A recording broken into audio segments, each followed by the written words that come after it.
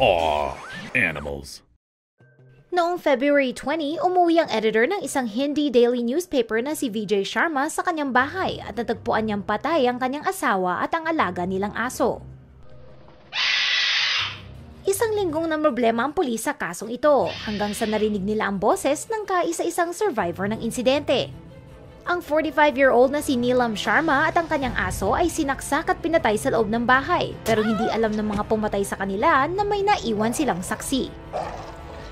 Ang alagang loro ng pamilya na si Hira ay nagsisigaw at nagwawala sa kulungan nang dumating ang pamangkin ng biktima na si Ashutosh.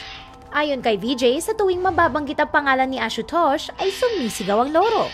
Dahil dito, sinubukan ng pamilya ni Sharma na banggitin ang pangalan ni Ashutosh sa harap ng loro at nagsimula itong magsisigaw ng Uznemara. Uznemara na ang ibig sabihin ay pumatay siya. Si Ashutosh at ang kanyang kasamahan ay naaresto noong February 26. Umamin siya na tinangkalang niyang nakawan ng kanyang tita pero pinatay niya ito nang nahuli siya sa akto. At dahil na nahimik sa kulungan ng loro ay hindi nila ito naisipang patayin.